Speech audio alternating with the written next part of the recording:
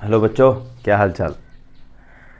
तो पिछले वीडियो में हम लोगों ने देखा था कि जो हमारा रेक्टेंगुलर करंट लूप होता है, रेक्टेंगुलर करंट लूप को अगर हम मैग्नेटिक फील्ड में रखते हैं, ठीक है, तो उस पर एक टॉर्क लगता था, राइट। हम लोगों ने वो उसमें डिस्कस किया था कि बेसिकली टॉर्क की वैल्यू कितनी होती है। उसमें एक कॉन्सेप्ट जो था वो ये था कि उसी उसी जो रेक्टेंगुलर करंट लूप था, इनफैक्ट उसी को मैंने बोला था कि it is a magnetic dipole, ठीक है। तो अभी जो है आज का जो हमारा टॉपिक है एक्चुअली उसी मैग्नेटिक डाइपोल से ही रिलेटेड है। आज का जो टॉपिक यहाँ पे मैंने ऑलरेडी लिखा है कि circular current loop as a magnetic dipole. हम अगर सर्कुलर करंट लूप को क्या मैग्नेटिक डाइपोल कंसीडर कर सकते हैं। वहाँ एक रेक्टेंगुलर करंट लूप था जिसको मैग्नेटिक डाइपोल बोल रहे थे, यहाँ सर्कुलर करंट लूप को भी क्या ऐसा बोला जा सकता है। फिर उसके बाद से उसी में हम देखेंगे कि अगर आपका सर्कुलर करंट को आप मैग्नेटिक डाइपोल बोल रहे हैं तो उसकी वजह से हमारा जो मैग्नेटिक फील्ड होता है उसके एक्सिस पे मैग्नेटिक जो फील्ड है वो कितना होगा मैग्नेटिक डाइपोल की वजह से, और उसके परपेंडिकुलर बाइसेक्टर पे कितना होगा, ठीक है। तो ये जस्ट एज ए ये कैसा मैं बोल रहा हूँ कि अगर आपने इलेक्ट्रिक फील्ड एंड चार्जेस पढ़ा है उसमें इलेक्ट्रिक डाइपोल का कॉन्सेप्ट पढ़ा होगा आपने। इलेक्ट्रिक डाइपोल के ही कॉन्सेप्ट से ये रिलेटेड है कि इलेक्ट्रिक डाइपोल के एक्सिस पे कोई पॉइंट आपके पास है या जो डाइपोल एक्सिस होती है उसके किसी भी पॉइंट पे आपका इलेक्ट्रिक फील्ड कितना होता है उसके परपेंडिकुलर बाइसेक्टर पे, एग्जैक्टली जस्ट एनालॉजी है उसका। फिर उसके बाद से हम एक बात करेंगे कि जो magnetic dipole moment of revolving electron, कोई इलेक्ट्रॉन अगर किसी जैसा होता है कि आपका एक एटम है, एटम में न्यूक्लियस है, न्यूक्लियस के चारों तरफ जो है इलेक्ट्रॉन डिफरेंट डिफरेंट ऑर्बिट्स में रिवॉल्व करते रहते हैं, that is the Bohr's postulate. फिर उसके बाद से अगर इलेक्ट्रॉन रिवॉल्व कर रहे हैं सर्टेन ऑर्बिट्स में और क्या electron is a magnetic dipole, that is electron revolving electron is a magnetic dipole, ठीक है। उसके बारे में हम बात करेंगे आज, ठीक है। ओके, तो शुरू करते हैं। तो पहले मैग्नेटिक डाइपोल के बारे में बात करते हैं कि जो मैग्नेटिक डाइपोल है वो क्या है। तो फिर बात करेंगे क्या सर्कुलर करंट लूप को मैग्नेटिक डाइपोल आप बोल सकते हैं, ओके। अभी देखिए थोड़ा सा इसको एनालॉजी से समझते हैं हम। जो इलेक्ट्रिक डाइपोल होता है वो क्या चीज़ होती है। तो इलेक्ट्रिक डाइपोल में आपने पढ़ा होगा कि दो आपके चार्जेस हैं, एक प्लस क्यू है और एक माइनस क्यू है। वो अगर आपका एक फाइनाइट डिस्टेंस से सेपरेट रहते हैं एक दूसरे से, ठीक है, तो इसको हम बोलते हैं it is A electric dipole, ठीक है। मान लेते हैं ये डिस्टेंस, बहुत सारे लोग उसको डी देते हैं, 2l देते हैं, 2d देते हैं, 2r देते हैं, जो भी आप बोलो, ठीक है। तो ये जो होता है वो क्या होता है, this system is known as a electric dipole. तो डाइपोल मतलब क्या, जिसमें दो पोल हैं। वो पोल कौन सा है, एक प्लस क्यू वाला है और एक माइनस क्यू वाला है, राइट। तो यहाँ पे दो पोल आपके पास हुए, आप वही डाइपोल से जो रिलेटेड है वो दो पोल आपके पास हुआ। एक पहला वाला जो पोल है वो क्या है, प्लस क्यू, और दूसरा वाला क्या है, माइनस क्यू। और ये जब दोनों पोल एक आपका एक फाइनाइट डिस्टेंस से सेपरेट हो और एक सिस्टम बनाते हैं उसको हम बोलते हैं it is A electric dipole, ठीक है। तो क्या उसी तरीके से आपका मैग्नेटिक डाइपोल भी होगा। इसका मतलब मैग्नेटिक डाइपोल में क्या होना चाहिए, दो मैग्नेटिक पोल्स होने चाहिए, राइट। जैसे यहाँ पे आपके दो इलेक्ट्रिक पोल्स हैं जिसको आप प्लस क्यू और माइनस क्यू बोल रहे हैं, दोनों आप एक फाइनाइट डिस्टेंस से सेपरेट कर रहे हो आप, वो आपका एक इलेक्ट्रिक डाइपोल हुआ। तो क्या मैग्नेटिक डाइपोल भी इसी तरीके से, क्या मैग्नेटिक पोल्स को, जैसे एग्जाम्पल के तौर पर आपके पास एक नॉर्थ पोल होता है, एक साउथ पोल होता है, क्या इसको हम सेपरेट कर दें किसी एक फाइनाइट डिस्टेंस से और ये हमारा एक मैग्नेटिक डाइपोल, क्या इसको हम बोल सकते हैं, राइट। सेम सिमिलर लॉजिक है एकदम। यहाँ पे इलेक्ट्रोस्टैटिक में, यहाँ मैग्नेटोस्टैटिक में हम बात करते हैं यहाँ पे, ठीक है। ओके, तो यहाँ पे एक चीज़ समझते हैं। बार मैग्नेट मेरे ख्याल से आपने देखा होगा कि जिसमें आपका एक नॉर्थ पोल होता है और एक साउथ पोल होता है बार मैग्नेट में, राइट। तो क्या हम बोल सकते हैं इसमें कि इसका आधा जो है ये आपका नॉर्थ पोल है और ये आपका पूरा का पूरा साउथ पोल है, बोल सकते हैं। मतलब आप एक काम करो, इसको बार मैग्नेट को यहाँ से बीच से तोड़ दो, इसका मतलब साउथ अलग हो जाएगा, नॉर्थ अलग हो जाएगा, दोनों को एक फाइनाइट डिस्टेंस पे मतलब जो है हम रख दें नॉर्थ और साउथ को, ये आपका हो गया एक मैग्नेटिक डाइपोल। क्या बोल सकते हैं इसको ऐसा? तो आंसर है बिल्कुल नहीं बोल सकते हैं। उसका रीज़न ये है कि जैसे ही आपने इस बार मैग्नेट को ब्रेक किया, एक पोल फिर से नॉर्थ हो जाएगा, दूसरा वाला एंड, एक एंड फिर से नॉर्थ हो जाएगा, दूसरा वाला एंड फिर से साउथ हो जाएगा। इवन आप उसको ब्रेक करते जाएं, फिर भी वो जो है आपका दो पोल में ऑलरेडी वो डिवाइडेड रहेगा, एक नॉर्थ होगा और एक साउथ होगा, ठीक है। बार मैग्नेट में इवन आप एटॉमिक लेवल तक चले जाएं, अगर आप उसको ब्रेक करते हैं फिर भी आपका उसके अंदर नॉर्थ और साउथ पोल रहेगा ही रहेगा। आप उसको कभी भी आप ऐसा नहीं कर सकते कि साउथ पोल को आपने अलग कर दिया, नॉर्थ पोल को आपने अलग कर दिया और फिर मतलब जो है आपके पास, मतलब कहने का मेरे मतलब ये है कि आप ये जो मैग्नेटिक मोनोपोल्स है बेसिकली, जैसे यहाँ पे एक इलेक्ट्रिक जो हमारा चार्ज था उसको आप एक पोल बोल रहे थे, मोनोपोल है एक्चुअली ये। इस पोल को आपने एक इधर कर दिया, दूसरे पोल को आपने इधर कर दिया, दोनों को एक फाइनाइट डिस्टेंस से सेपरेट कर दिया। So it is A electric dipole. यहाँ पे आप ब्रेक करते जाओ, इवन आप एटॉमिक लेवल तक चले जाएंगे, फिर भी आपको जो हमेशा मिलेगा वो आपको कभी भी एक नॉर्थ पोल नहीं मिलेगा, कभी भी एक साउथ पोल नहीं मिलेगा। दोनों हमेशा एक साथ रहेंगे, नॉर्थ और साउथ पोल दोनों एक में ही रहेंगे। समझ में आ रहा है नहीं यार?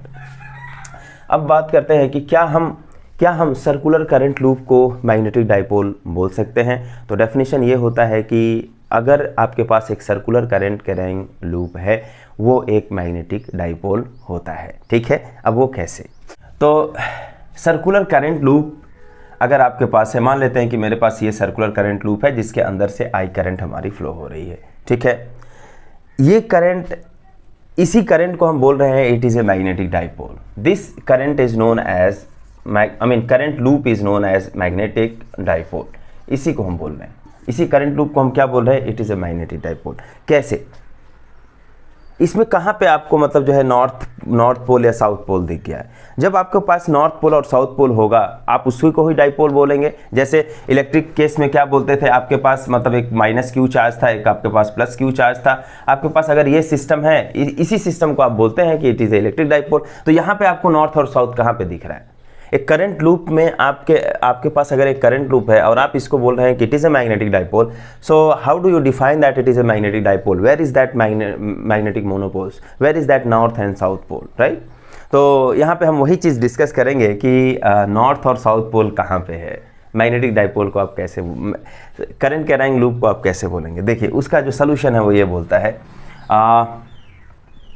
जैसे कि यहाँ पे आपका ये करंट फ्लो हो रहा है। ठीक है, तो ये करंट किस तरीके से फ्लो हो रहा है? It is like this.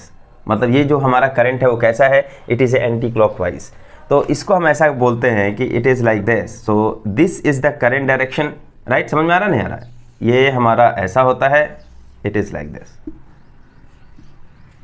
देखिए इस रीजन से आपका जो करंट फ्लो हो रहा है लाइक दिस डायरेक्शन, और यहाँ से ये ऐसा, तो हम उसको इस तरीके से बना सकते हैं कि नहीं बना सकते? It is like this. और ये कौन सा शेप आपको लग रहा है? ये कौन सा शेप लग रहा है आपको? ये जो हमारा शेप लग रहा है वो नॉर्थ लग रहा है। राइट। तो इसका मतलब ये हुआ कि जो करंट कैरिंग लूप है, अगर लूप में करंट आपका एंटी क्लॉकवाइज है तो सामने से अगर आप देखेंगे उसको तो वो एक नॉर्थ पोल की तरह बिहेव करता है। समझ में आ रहा है? तो यहाँ पे आपको एक नॉर्थ पोल मिल गया। फिर उसके बाद से बात करते हैं कि नॉर्थ पोल अगर मिल गया तो साउथ पोल किधर है भाई उसमें?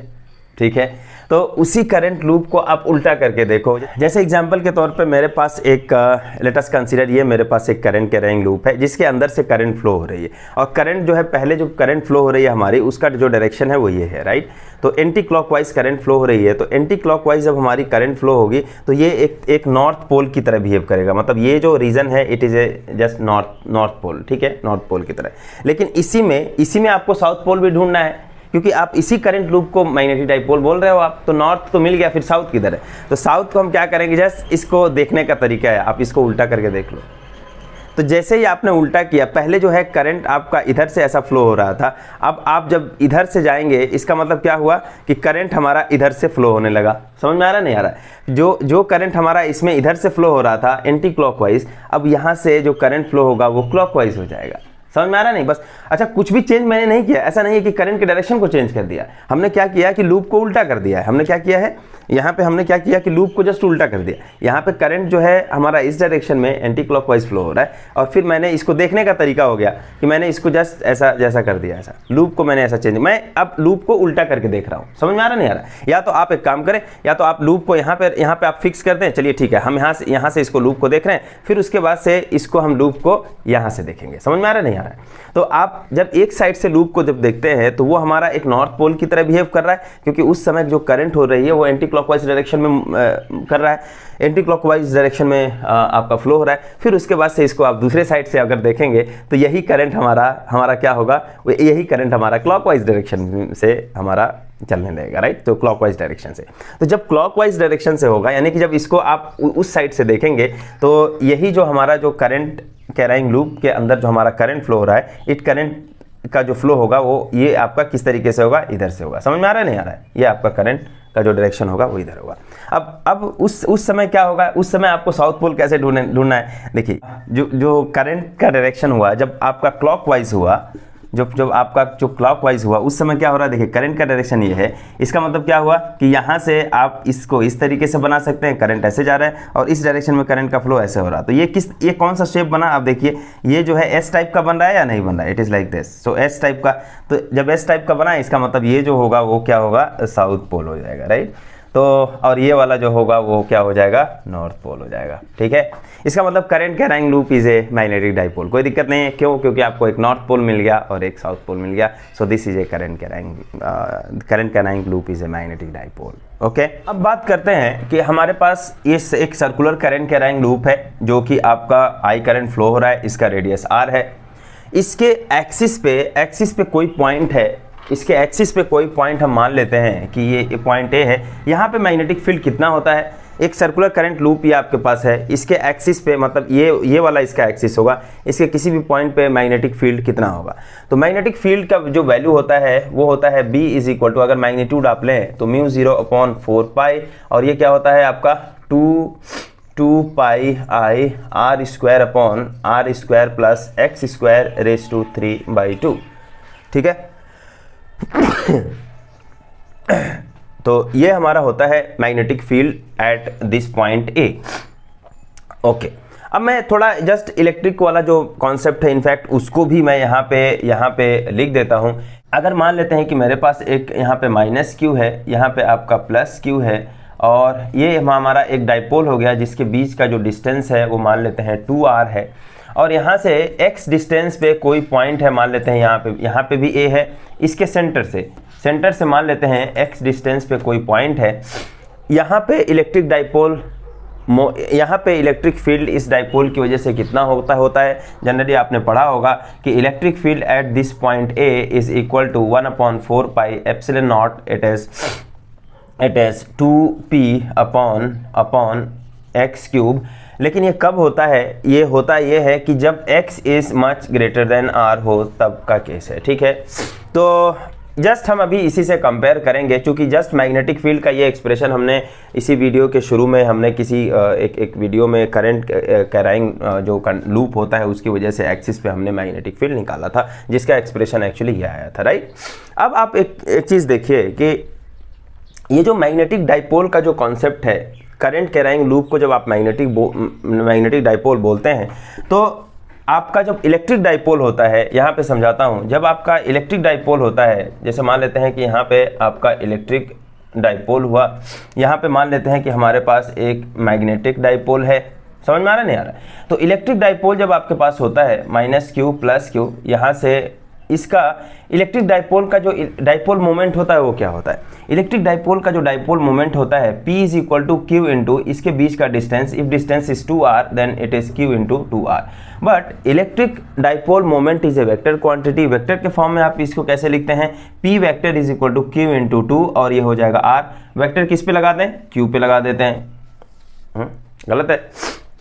तो यस, क्योंकि ये एक डेराइव क्वांटिटी है, एक स्केलर क्वांटिटी होता है चार्ज, उस पर आप नहीं लगा सकते, तो ऑफ कोर्स 2 पे भी नहीं लगा सकते, एक नंबर है। So r is a vector, तो P is equal to Q into 2r, ये आपका डाइपोल मोमेंट होगा इसका। समझ में आ रहा है? उसी तरीके से जब आपके पास एक मैग्नेटिक, अगर एक करंट कैराइंग लूप है, अभी हमने देखा कि इसको मैग्नेटिक डाइपोल आप बोल सकते हैं, तो इसका जो मैग्नेटिक डाइपोल मोमेंट होगा वो क्या होगा। इनफैक्ट इसके प्रीवियस वाले वीडियो में मैंने उसको थोड़ा सा डिस्क्राइब किया था कि अगर आपके पास एक करंट कैराइंग लूप है, उसके अंदर से आई करंट फ्लो हो रही है, और इस लूप से एसोसिएटेड, इस लूप के अंदर का जो एरिया है वो let us consider this area is ए, ठीक है। उसका एरिया अगर ए है तो इसका जो मैग्नेटिक जो डाइपोल मोमेंट होगा वो क्या होगा, जो मैग्नेटिक जो डाइपोल मोमेंट होगा उसको आप कैसे बताएंगे, तो मैग्नेटिक डाइपोल मोमेंट m से रिप्रेजेंट करते हैं। सो m इज इक्वल टू होता है I इंटू ए। तो ये मैग्नेटिक डाइपोल मोमेंट का आपका मैग्नीट्यूड है, और अगर इसको हम वेक्टर फॉर्म में लिखेंगे तब क्या होगा, m vector is equal to, क्या करंट पे वेक्टर लगा दें, करंट वेक्टर क्वांटिटी नहीं होता है, इवन दो इसमें डायरेक्शन होता है, लेकिन वो वेक्टर क्वांटिटी नहीं है। इसको मैंने एक बार एक्सप्लेन किया था, क्यों नहीं है, क्योंकि वेक्टर एडिशन को फॉलो नहीं करता है।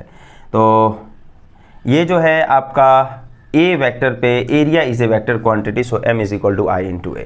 जिस तरीके से आपने इलेक्ट्रिक डाइपोल के केस में लिखा, उसी तरीके से मैग्नेटिक डाइपोल के केस में भी आप ऐसा लिखते हैं कि जैसे एग्जांपल के तौर पे वही है कि इसका जो मैग्नेटिक डाइपोल मोमेंट होगा वो क्या होगा। अगर इसके अंदर से आई करंट फ्लो हो रही है, इससे एसोसिएटेड इसका जो एरिया है मान लेते हैं ए है, तो आई इंटू ए जो होगा इसका मैग्नेटिक डाइपोल मोमेंट होगा। समझ में आ रहा है? अच्छा, अब देखिए क्या यहाँ पे वो चीज़ आपको दिख रहा है। अगर ये लूप, ये आपका करंट कैरिंग वायर, ये सर्कुलर हमने कंसीडर किया है, तो इसका रेडियस अगर r है तो ये जो एरिया इसका होगा वो क्या हो जाएगा, पाई आर स्क्वायर हो जाएगा कि नहीं हो जाएगा। इसका जो एरिया होगा वो पाई आर स्क्वायर हो जाएगा। तो क्या यहाँ पे आपको पाई आर स्क्वायर दिख रहा है? तो आंसर इज यस। तो हम इसको लिख सकते हैं म्यू 0/4 पाई, और ये हो जाएगा 2i, और ये हो जाएगा pi r square. So pi r square is basically a, and now it is r square plus x square raise to 3/2 हो गया। अब एक बात बताइए, I इंटू ए को क्या लिखते हैं? I into A is equal to what? It is a magnetic dipole moment. तो यहाँ पे चूंकि हम स्केलर फॉर्म इसका लिख रहे हैं, तो ये 2m हो जाएगा, right, divided by r square plus x square raise to 3/2। समझ में आ रहा नहीं आ रहा? म्यू 0/4 पाई, और ये हो जाएगा b। अब यहाँ पे आप एक चीज देखें कि अगर if x is much greater than r, मतलब ये जो डिस्टेंस है आपने मान लीजिए कि काफी दूर लेके रखा है। काफी दूर इन द सेंस मीनिंग क्या होता है कि x जो है वो r से बहुत बड़ा है, इसका मीनिंग एक्चुअली यही है। ठीक है ना, हमेशा मतलब दूरी या डिस्टेंस जो भी होता है वो कंपेयर करते हैं किसी भी चीज़ से। तो ये जो x है उसका जो डिस्टेंस है, इसको आप दूर इसलिए बोल रहे हो क्योंकि ये जो x डिस्टेंस है वो r से काफ़ी बड़ा है। ठीक है, तो उस हिसाब से क्या होगा कि ये जो r स्क्वायर होगा वो x स्क्वायर से और छोटा हो जाएगा, तो हम इस r स्क्वायर को निगलेक्ट कर सकते हैं। तो हमारा जो b मैग्नेटिक फील्ड होगा वो किसके बराबर हो जाएगा? म्यू 0/4 पाई 2m अपॉन यहाँ पे x स्क्वायर हो गया, x स्क्वायर बचेगा, और इसके रेज टू 3/2, और ये 2 से 2 कैंसिल हो जाएगा, और फिर क्या होगा, ये फिर क्या हो जाएगा, एक्स क्यूब हमारा बचेगा। समझ में आ रहा नहीं आ रहा? So it is a X cube. So b is equal to mu 0/4 pi 2m upon X cube. अब यहाँ पे आप देखें कि magnetic field due to a dipole on its axis, यहाँ पे यही है कि हम जो यहाँ पे कैलकुलेट कर रहे हैं वो क्या है, magnetic field due to a dipole on it axis, जो कि हमारा एक्चुअली यहाँ पे वही टॉपिक हम डिस्कस करने वाले थे। तो हमारा इसका जो हमने क्या चीज यहां पर किया कि मैग्नेटिक फील्ड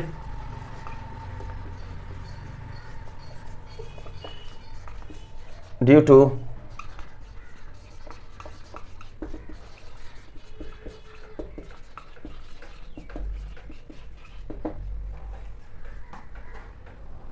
मैग्नेटिक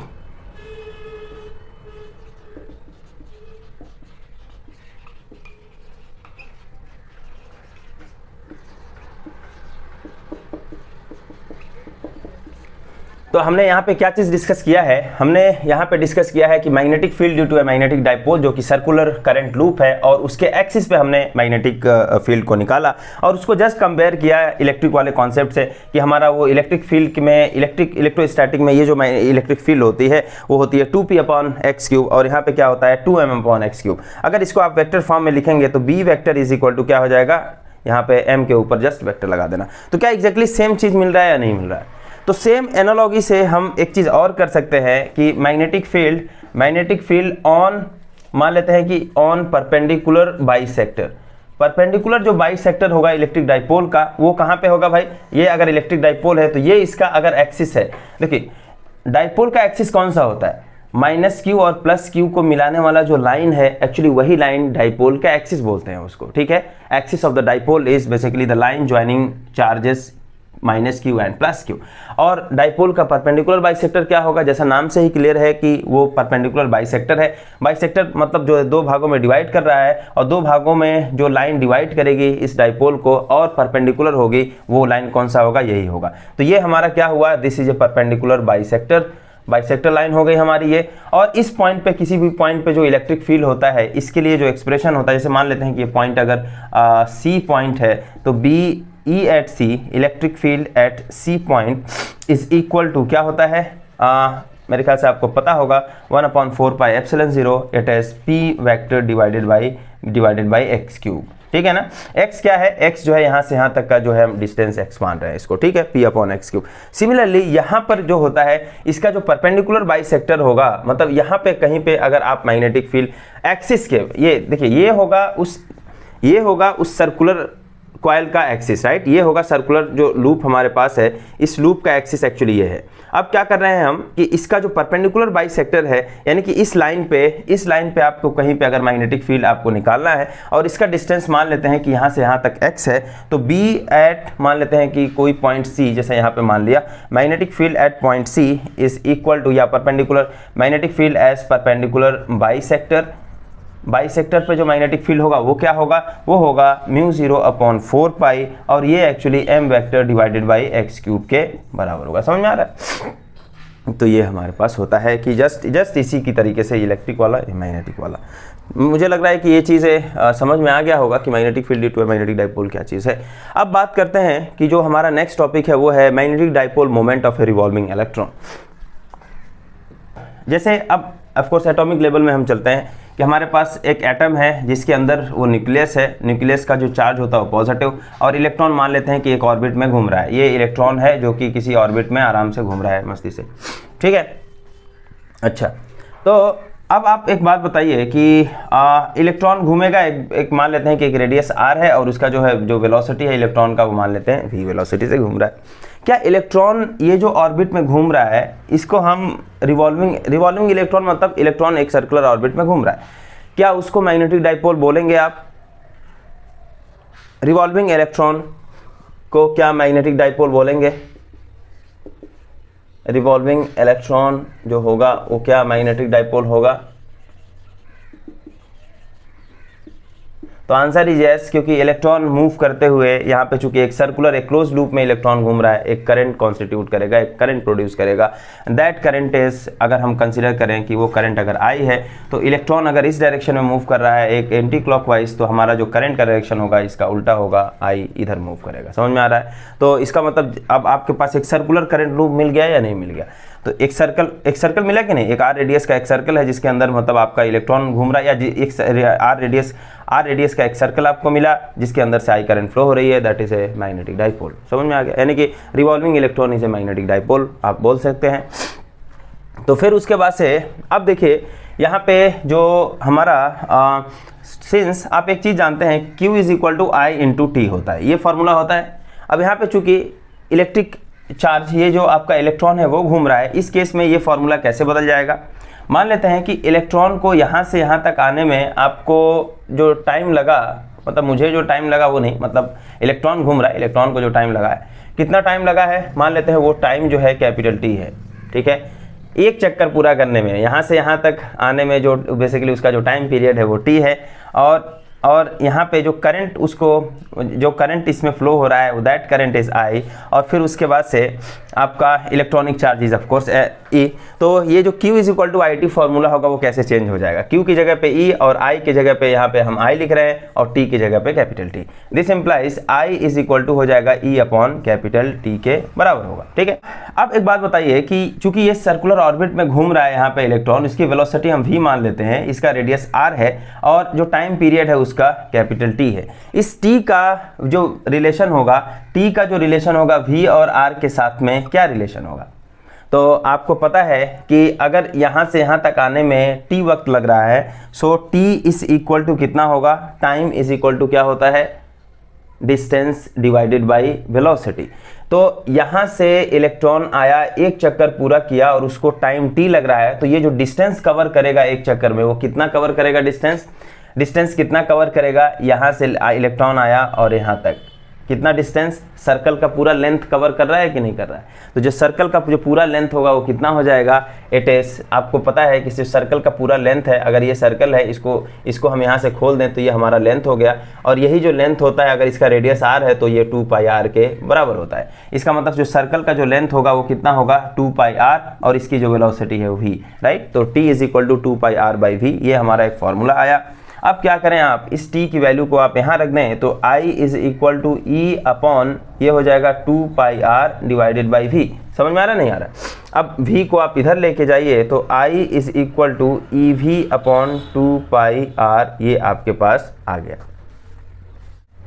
अब एक काम करें, यहाँ पे क्या होगा, देखिए पाई आर को मैं इधर लेके जा रहा हूँ, केवल पाई आर को, तो ये हो जाएगा pi r is equal to E V, और ये हो जाएगा 1/2 यहाँ पे बचेगा। दोनों साइड में आर से मल्टीप्लाई कर दो आप, इसका मतलब इधर भी आर से मल्टीप्लाई कर दें और इधर भी हम आर से मल्टीप्लाई कर दें, तो ये क्या हो जाएगा I into pi r square is equal to half E into ये हो जाएगा क्या वी इंटू आर हो जाएगा। अच्छा, क्यों, मेरे ख्याल से कुछ बच्चे समझ गए होंगे क्यों ऐसा होगा, क्योंकि हम इसको एरिया बनाना चाहते हैं। एरिया बना के आई इंटू ए होगा, आई इंटू ए एक्चुअली वो आपका मैग्नेटिक डाइपोल मोमेंट हो जाएगा। तो इसी तरीके से ये क्या हो जाएगा, आई इंटू ये पाई आर स्क्वायर को हम ए लिख देते हैं, तो I into A is equal to half E, ये हो गया। अब एक काम करें इसको कि इसमें इसके अंदर देखिए यहाँ पे वी आर है, इसमें जब एम से मल्टीप्लाई कर दें तो ये हो जाएगा एम वी आर, और अगर आपने मल्टीप्लाई किया तो आपको डिवाइड भी करना पड़ेगा एम से। अभी मैं बताऊंगा क्यों ऐसा मैंने किया। पहले एक चीज़ देखते हैं, आई इंटू ए क्या हो जाएगा, आई इंटू ए जो होगा इसका एक जो मैग्नेटिक डाइपोल मोमेंट होगा वो उसके बराबर हो जाएगा, तो यानी कि जो मैग्नेटिक डाइपोल मोमेंट हुआ वो आई इंटू ए के बराबर हुआ। ठीक है, इस मैग्नेटिक डाइपोल मोमेंट को मैं लिख रहा हूँ म्यू इंटू म्यू एल से। अभी मैं बताऊंगा कि म्यू एल से मतलब एल क्या रिप्रेजेंट कर रहा है, क्योंकि हम तो जनरली एम से लिखते हैं। ठीक है, तो म्यू एल से मैं लिख रहा हूँ यहाँ पे, तो ये क्या हो जाएगा यहाँ पे mu L is equal to 1/2 E, right. और ये आप देखिए ई यहाँ पे m नीचे आ गया और यहाँ पे एम वी आर है। एम वी आर क्या है भाई, अब यहाँ पे समझते हैं कि एम वी आर क्या है। एम वी क्या है, mass into velocity, linear momentum, ये लीनियर मोमेंटम है, इलेक्ट्रिक डाइपोल मोमेंट नहीं है, ये linear momentum multiplied by R, linear momentum multiplied by R, या R multiplied by linear momentum, that is moment of linear momentum is angular momentum. तो ये आपका L से रिप्रेजेंट होगा। ठीक है, इसको हम L लिख देते हैं, आप इसको ठीक है कैपिटल L आप लिख दो, तो ये हमारा L हो गया।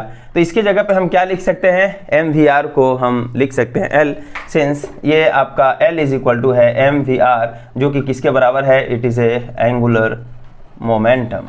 ये क्या है, ये हमारा एंगुलर मोमेंटम। समझ में आ रहा नहीं आ रहा।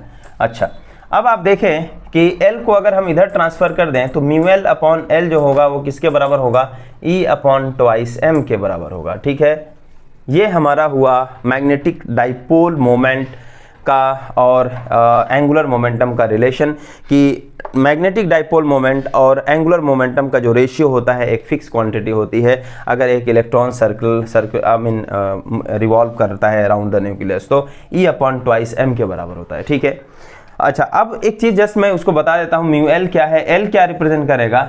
एक्चुअली एल होता है, एल स्टैंड फॉर ऑर्बिट। ये एक जो इलेक्ट्रॉन रिवॉल्व कर रहा है एक ऑर्बिट में रिवॉल्व कर रहा है, राइट, एक ऑर्बिटल इसका रिवोल्यूशन है, इसीलिए वो एल आया हुआ है। ठीक है, म्यू एक सिंबल है जिसको मैग्नेटिक डाइपोल मोमेंट को म्यू से भी हम सिंबलाइज करते हैं।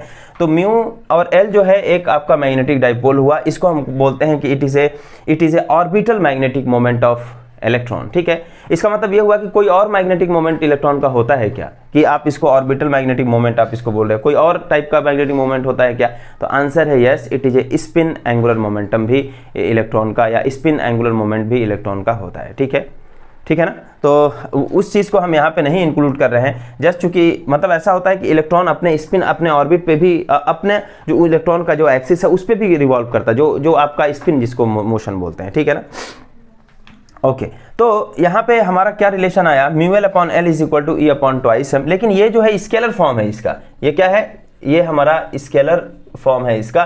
तो म्यू एल अपॉन एल का जो वैल्यू आया E upon twice M, E upon twice M को हम बोलते हैं it is a gyromagnetic ratio, gyromagnetic ratio हम इसको बोलते हैं, और ये एक कांस्टेंट वैल्यू है।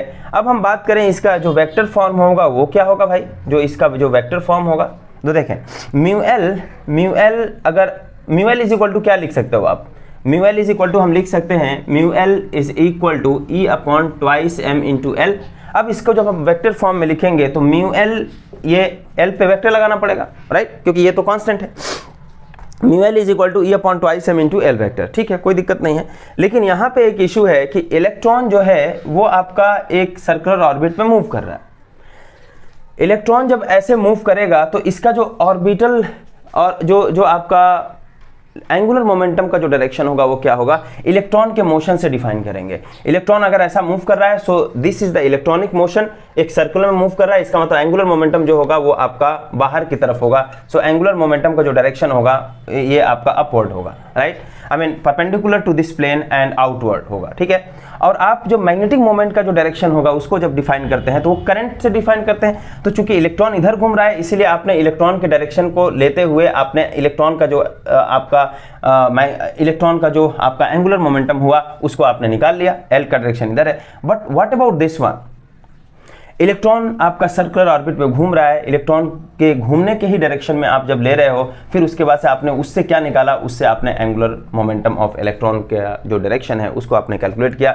लेकिन यहाँ पे जब आप मैग्नेटिक मोमेंट के डायरेक्शन को बात करेंगे तो मैग्नेटिक मोमेंट का जो डायरेक्शन होगा, मतलब जो है ये जो आपका orbital magnetic moment of electron है वो आपके करंट के डायरेक्शन से स्पेसिफाई होगा। तो करंट जो है इलेक्ट्रॉन के एंटी में चल रहा है, तो करंट का डायरेक्शन एक्चुअली इधर है। तो जब आप करंट के डायरेक्शन में आप लेके जाएंगे तो देखिए करंट के डायरेक्शन में आप ये जो होगा वो डायरेक्शन ऑफ द करंट को रिप्रेजेंट करेगा। तो करंट का direction is this and then what is the direction of that magnetic moment. So magnetic moment का जो डायरेक्शन होगा वो आपका इनवर्ड, जैसे ये करंट है, एग्जांपल के तौर पे ये करंट ऐसा है, मैंने इसको इस तरीके से किया। आप सोचिए कि अंगूठा किस तरीके से हमारा है, देखिए ये है हमारा डायरेक्शन ऑफ करंट और ये है अंगूठा। ये इसका मतलब अंगूठा जो है यहाँ पे अंदर की तरफ जा रहा है कि नहीं जा रहा है। इसका मतलब ये हुआ कि यहाँ पे इस केस में ये आपका जो म्यू एल का जो डायरेक्शन होगा वो आपका इधर होगा, perpendicular to this plane and inward, और जो एंगुलर मोमेंटम का जो डायरेक्शन होगा perpendicular to this plane and outward. समझ में आ रहा है? इसका मतलब ये दोनों एक दूसरे के एंटी पैरेलल हैं, और एंटी पैरेलल होने की वजह से यहाँ पे क्या रिप्रेजेंट हो रहा है, यहाँ पे देखिए, यहाँ पे एक्चुअली क्या है कि it is like A vector is equal to some constant into B vector, इस टाइप का है। तो ये रिप्रेजेंट ये करेगा कि ए वेक्टर का जो डायरेक्शन, ऑफ कोर्स मैग्नीट्यूड अलग, मैग्नीट्यूड भी सेम है actually, E upon twice M into, ये रिप्रेजेंट करेगा कि इसका जो डायरेक्शन है वो इसके डायरेक्शन के इक्वल है। समझ में आ रहा है नहीं आ रहा है? दो वेक्टर इक्वल है, इसका डायरेक्शन इसके डायरेक्शन के इक्वल है। अब लेकिन यहाँ पे क्या है, यहाँ पे एंटी पैरेलल हो रहा है, इसलिए आपको एक नेगेटिव साइन लगाना पड़ेगा, तब जाकर के ये इक्वल होगा। समझ में आ रहा है? तो mu in vector form mu L is equal to E upon twice M into L हो गया। तो मुझे लग रहा है कि ये चीज़ें समझ में आ गया होगा। अब इसमें थोड़ा सा एक बात और करते हैं, अभी इसमें ज़्यादा बचा नहीं है। अब देखिए mu L upon L is equal to E upon 2m के बराबर है, या इसको हमने ऐसा लिखा, तो हमने इसको कैसा लिखा, mu L is equal to E upon 2m into L. L क्या है? L is the orbital angular moment of electron. और आप बोर पॉस्टुलेट एक होता है, बोर जो पॉस्टुलेट है, एक्चुअली सेकंड पॉस्टुलेट की बात कर रहा हूं, बोर का जो सेकंड पॉस्टुलेट है, इलेक्ट्रॉन केवल उन्हीं ऑर्बिट में घूम सकते हैं जिनके लिए उनके एंगुलर मोमेंटम का जो वैल्यू है वो h अपॉन 2 पाई का इंटीजर मल्टीपल हो। That is angular momentum L की जो वैल्यू होगी वो होगी integer multiple of h upon 2 pi, जहाँ पे h जो है वो क्या है, h is a Planck constant.